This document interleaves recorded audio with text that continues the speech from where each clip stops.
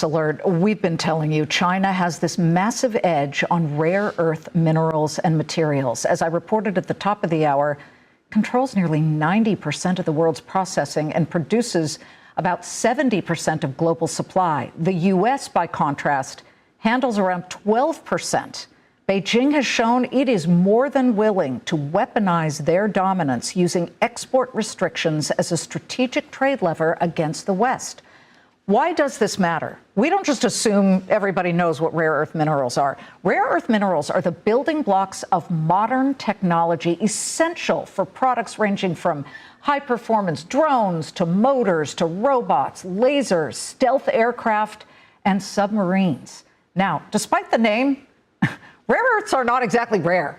There's 17 metals highlighted in red that are exceedingly difficult to extract and separate. That's what makes them rare. But one company, Eclaira Resources, is looking to help the West fight back against China's death grip.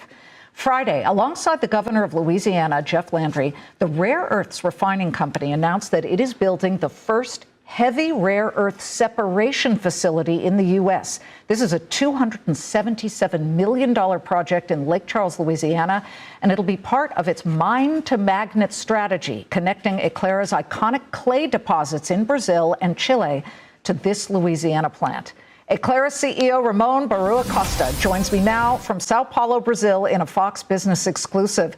Welcome, Ramon. These plants and facilities take so much time to build. When will you break ground? Hi, Liz. Thank you very much for inviting me to your show. It's a pleasure.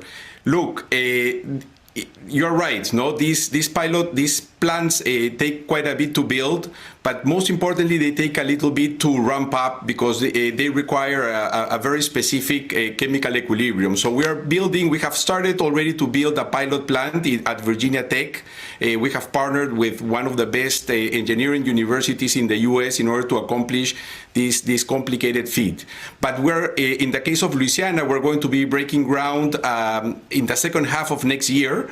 We have taken advantage of a LED certified site in Louisiana. That means that the permits are mostly taken care of. Wow. They have been pre-approved already by the government, so it allows us to move very, very quickly.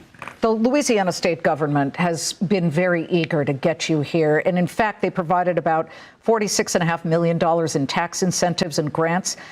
What about federal opportunities here? I'm very interested to know, are you talking to the U.S. government, to the Trump administration, which has shown extreme excitement and interest in even investing in some rare earth companies? Absolutely. And we have already received a very significant interest from the Development Finance Corporation. It's a state-owned entity, and they have funded for Eclaira already $5 million to take us to feasibility. That feasibility is going to be published in the first quarter of next year, and it has been structured in such a way that it allows them for priority to invest further in equity in Eclaira going forward. So yes, the U.S. government is already, deploying capital in companies like ours. So let's just explain, because we never sit there and think that every single person understands the value and the importance of rare earths. But I remember when we had the Rivian CEO, the EV company CEO here, and he was very concerned because the magnets that come from these rare earths have to go in every single motor. They go in batteries. They are crucial for this kind of production. And therefore, when I look at exactly what you might be able to do for us, the claim is that Eclaira could supply something like 75% of U.S. demand for the heavy rare earths. That would be dysprosium and terbium by 2028. I mean, can you confirm that? Yes, that is completely correct. I think a big mistake, that many analysts in the market incur in is they talk about rare earths generally. And rare earths are 17 different elements, as you pointed out at the beginning, and each of them has their own business case. It has their own supply and demand. When we see, for example, the restrictions that the Chinese imposed very recently, they didn't talk about rare earths generically, but they were talking specifically about 7 rare earths, which happen to be heavy rare earths. They are much more scarce and difficult to obtain. And the Chinese obtain these critical elements from ionic clay deposits in the southern provinces of China. And exactly those same deposits appear in Chile and in Brazil. We're developing two of them, and they're going to be the feed that is going to come into Louisiana.